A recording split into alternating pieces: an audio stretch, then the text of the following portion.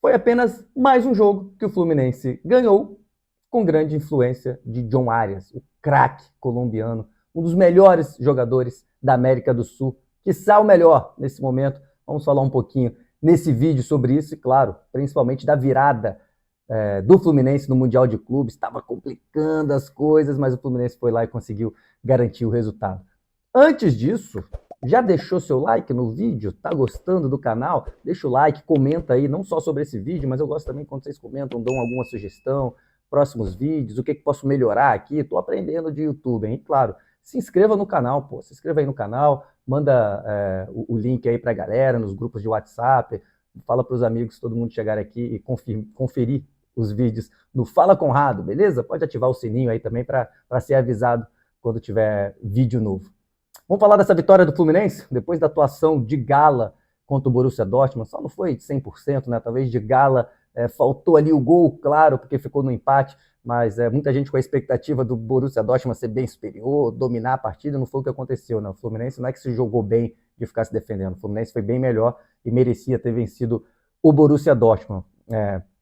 Renato Gaúcho começa com substituições, né, no time titular, o Ganso foi titular e saiu o Nonato, o Guga jogou no lugar do Samuel Xavier, o Cano entrou no lugar do Everaldo, Fuentes também jogou na lateral esquerda, então várias substituições. E o Serna também entrou no lugar do Canóbio. 5 mudanças, né? Meio time, se você tirar o goleiro.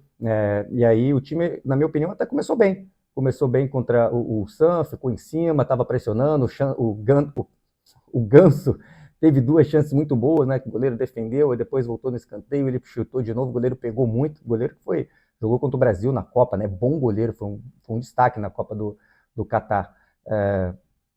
E aí conseguiu o seu gol com o John Arias, né? Já tem que começar a falar desse cara, é impressionante o que ele joga. Agora, cobrador de faltas também que bota a bola na gaveta. Ele bate no canto do goleiro, mas muito na gaveta, né? Sem falar que percebeu, né? Tinha muita gente ali na barreira, a principal, tinha gente do próprio Fluminense, do time adversário, né? E aí o jeito que ele quebra o corpo, né? Ele cai, a batida é perfeita, né? Coisa linda, vai na gaveta.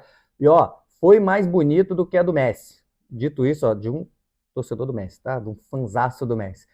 Foi bem mais não, mas foi mais bonita e foi mais difícil para o goleiro, que a curva dele foi de fora, voltando, e foi muito mais na gaveta, né?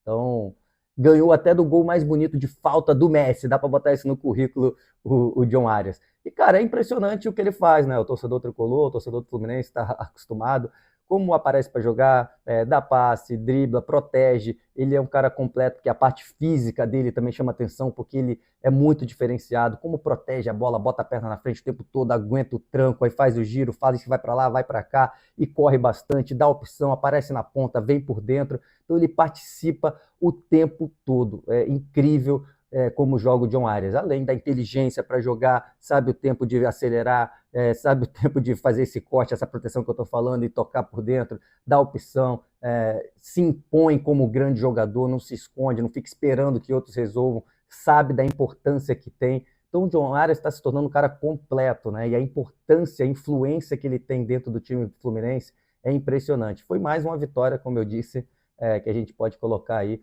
vou dizer na conta que ele ganhou sozinho, não isso, né? Mas que ele foi muito importante, foi o principal jogador. Além do golaço de falta, o gol derradeiro também, né?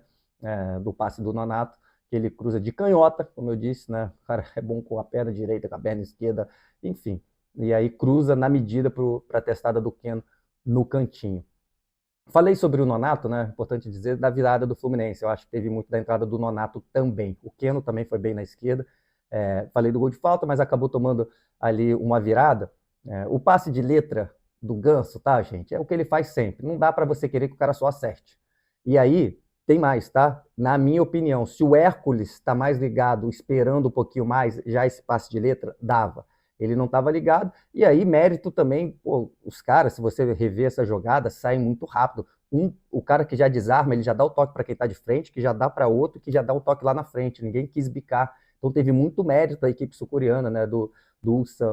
E aí no contra-ataque, acho que o Freitas poderia não ter dado fundo para o jogador, porque estava vindo os jogadores de trás do Fluminense. Ele podia ter tentado desacelerar o cara, fazendo que ele viesse para o meio, porque aí teria essa cobertura. E o Martinelli, que estava atrás na cobertura, eu acho que poderia ter ido melhor nessa, porque não tinha mais ninguém na área, né? Logo ali, imediatamente vindo. Então ele poderia ter ajudado, ido numa dobra, já ter pensado, né? Pô, o cara vai dar o tapa no fundo e ele chegado antes. Ele ficou ali no meio termo, que ele nem ajudou, e também quando fez o cruzamento, ele não estava preparado, posicionado para bloquear. Mas claro que não é que seja falha do Martinelli, longe disso, nem do Freitas.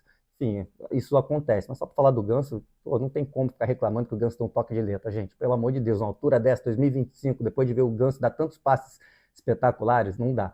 E aí o Fluminense acaba tomando a virada, né? Acho que caiu um pouquinho o ritmo, já entrando com contusão depois do Borussia Dortmund, fez um gol, começou bem. O nível de concentração caiu do Fluminense. Eu acho que até os próprios jogadores falaram isso. O Renato Gaúcho falou em coletiva que teve que chegar junto ali no vestiário, mas não ia falar o que disse. Enfim, caiu e tomou a virada. Cruzamento, o Thiago Silva ficou olhando, ficou apontando para o Freitas, enfim, mau posicionamento, gol de cabeça e o Fábio não conseguiu defender. E aí as mudanças, né? No intervalo, como eu estava dizendo do Donato. Keno entrou também no lugar do Serra, na ponta esquerda, e aí um cara que é mais pro drible, claramente o Renato Gaúcho pediu para ele ir para frente, pediu para ir para cima, porque ele entrou o tempo todo rabiscando, pedalando, vai para um lado, vai para o outro, não acertou tudo, mas causou uma bagunça ali. E às vezes, só do cara também, você percebia que não vinha só um marcador, né? Já tinha outro atrás. Aí quando veio outro atrás, sobra espaço no meio, né? É matemático, às vezes. Tem dois marcando um, alguém tá livre. Então, o Keno entrou bem nisso também, além de ter acertado alguns lances, chutes, enfim. Inclusive fez um gol no final. Mas a entrada do Nonato para mim também foi muito importante. Acho que ele já vem jogando bem há muito tempo. Quanto o Borussia jogou demais, assim quanto outros meio-campistas. O Nonato foi camisa 10 desde a base quando ele se profissionalizou do São Caetano. Depois que ele foi para o Inter, enfim, depois para o Fluminense. Então, ele hoje é um volante, o segundo volante, mas ele tem qualidade para chegar na frente, ele tem um pensamento mais de um meia, um drible curto e a finalização que ele mostrou ali, né? O tapa na bochecha da rede, coladinho na trave. Foi muito bem nessa chegada à área. É algo que eu acho que em alguns momentos o time do Fluminense precisa, até quando tem o Nonato, né? Isso vem melhorando, acho que até desse próprio Mundial mostrando que são os dois volantes tem que chegar na área também, né? Às vezes o Fluminense chega com pouca gente na área, né? Tanto o ponta do lado oposto, sei lá, o John Arias tá na bola na direita. Quem tá na esquerda tem que fechar dentro da área, junto com o centroavante, mais um meia, que pode ser o Ganso, ou enfim, ou quem estiver jogando, tem que chegar com mais gente dentro da área para fazer mais número ali, né? E até pegar uma sobra, como foi o caso do Nonato, né? Que deu tapa para empatar o jogo. Depois acaba virando ali com o Freitas, né? O Cano não pega tão bem, já tinha perdido um gol, né? Aquele de peixinho. Eu acho que o outro cruzamento vindo da esquerda, que ele sobe de cabeça, bota por cima, também era uma boa oportunidade, que ele perde o tempo da bola. Enfim, dá para falar também que o Everaldo, inclusive, muita gente gritando no estádio, muita gente não, né? A torcida toda ali atrás do gol, chuta Everaldo, né? Que ele na minha opinião, nesse momento, é até uma falta de inteligência da parte dele. Chuta de qualquer lado, amigo. Chuta de qualquer lugar, só para tirar isso. Tá todo mundo falando, ficou marcado contra o Borussia por não ter chutado, e na minha opinião ali foi questão de pipocar mesmo, no sentido de, assim, não tá confiante, tá com medo de errar. Ele falou: "Não vou chutar, tô com medo de errar, não fazer o gol, então vou transferir a responsabilidade para o Canóbio". Foi o que ele fez, na minha opinião. Isso não quer dizer que ele é um jogador pipoca, que ele não presta, não é nada disso que eu estou fazendo, que eu estou falando. Mas naquele momento específico, ele sentiu essa pressão que está vindo da arquibancada nos últimos jogos, de não estar bem, a falta de confiança, e ele pipocou para chutar. E aí tá um jeito de falar no futebol, tá, gente? Eu não tô aqui esculachando o jogador, não. Não é isso. Nesse momento, sentiu a pressão e não quis errar. Na minha opinião, transferiu a responsabilidade. Então, de novo, nessa bola rolada para trás, no jogo contra o Santos, chuta no gol, queima. No próximo jogo, quando ele entrar, se tiver uma oportunidade, bate, só para tirar essa nhaca, que o pessoal só tá reclamando que você tá chutando, tá nem reclamando de não fazer o gol. Então não foi muito inteligente da parte dele ter 2 oportunidades mais uma vez e não chutar, né. Aí se tivesse chutado errado era outra coisa, mas enfim, não foi o que aconteceu. Como por exemplo, o Cano no primeiro tempo fura uma de canhota e nem acerta a bola, com uma bola rolada ali para trás. Depois o gol do Freitas, ele tenta chutar, amigo, só que ele pega mal, mas a bola vai para dentro da área e o Freitas faz o gol. As 2 cabeçadas. Falta um pouco mais isso, falta um pouco mais isso e o pessoal tá reclamando muito, pedindo, né. Então o Fluminense teve esses altos e baixos dentro da partida, mas conseguiu a vitória, né, conseguiu a virada e, de novo, acho que teve muito da entrada, claro, do Keno e da entrada do Nonato. Acho que tem que ser titular, não sei se necessariamente na vaga do Cano, depende do Ganso, depende do jogo, mas acho que mesmo se for para jogar com 2 volantes, eu acho que hoje tem que ser dele. a vaga, mas acho que funcionou muito bem contra o Borussia, os três jogando juntos, mas tendo essa responsabilidade de também chegar na frente. Fez parte da virada, do empate da virada, o Nonato mais uma vez sendo importante com a camisa do Fluminense. E óbvio, né, o John Arias, para terminar aqui o nosso papo. Como joga bola? Quem é que tá jogando mais bola que o John Arias, cara? Eu confesso que eu sou muito fã do Arrascaeta. Eu acho que ele é craque, ele é diferente, ele pensa umas jogadas que poucos não pensam. Em comparação, assim, ao Arias, ele tem mais gols, né, ele finaliza mais, tanto é que nesse campeonato ele é artilheiro do campeonato, mas são posições diferentes, né, ele é o 10 mesmo, né, ele seria como se fosse o Ganso, o Arrascaeta, o Arias joga mais do lado. Mas, assim, a importância que o Arias tem pro time do Fluminense, por exemplo, o Flamengo ganhou do Chelsea com o Arrascaeta sendo substituído, foi atacada do Felipe Luiz para vencer o jogo, e virou o jogo assim, tirando o Arrascaeta. Nunca isso aconteceria no Fluminense, né, o Fluminense sem o John Arias, assim, inimaginável, não dá nem para pensar, ele carrega muito esse time.